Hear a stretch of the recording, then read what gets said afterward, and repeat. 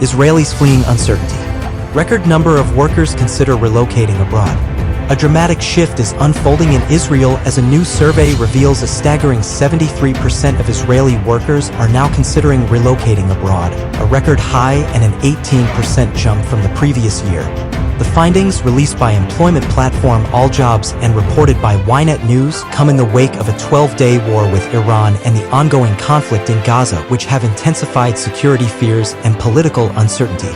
This mass exodus of talent is a concerning trend for Israel's future. The survey highlights the deep-seated anxiety among Israelis, with many feeling that their safety and stability are at risk. Lebanon's delicate balance, peace with Israel, but no normalization in sight. Lebanese President Joseph Aoun has sent a clear message to Israel and the international community. Lebanon desires peaceful relations, but normalization is not on the table, at least not yet. In a statement that has garnered significant attention, Aoun distinguished between peace and normalization, emphasizing Lebanon's commitment to resolving the long-standing conflict with Israel. The distinction matters. According to Aoun, peace is the lack of a state of war, and this is what matters to us in Lebanon at the moment. In contrast, normalization or the establishment of diplomatic and economic ties with Israel is not currently part of Lebanese foreign policy. Historical context. Lebanon and Israel have technically been at war since 1948. Aoun's statement references a return to the 1949 Armistice Agreement and Lebanon's commitment to the 2002 Arab Peace Initiative, a call for Israeli withdrawal.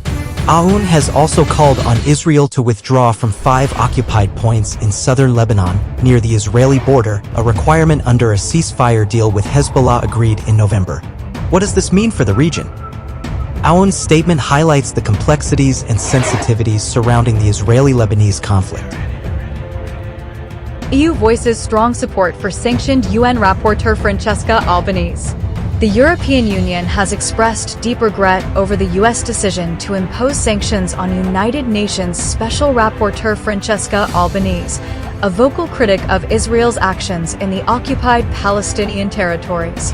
EU stands by UN human rights system. The European Union strongly supports the United Nations human rights system, and we deeply regret the decision to impose sanctions on Francesca Albanese, said EU spokesman Anouar El Anouni. U.S. sanctions spark controversy. The U.S. Secretary of State had accused Albanese of launching political and economic warfare against the United States and Israel, leading to the imposition of sanctions. Sanctions impact on Albanese. As a result, any assets Albanese holds in the U.S. will be frozen, and her ability to travel to America will likely be restricted. What does this mean for human rights advocacy? The EU's stance highlights the ongoing debate over human rights advocacy and the challenges faced by UN rapporteurs like Albanese.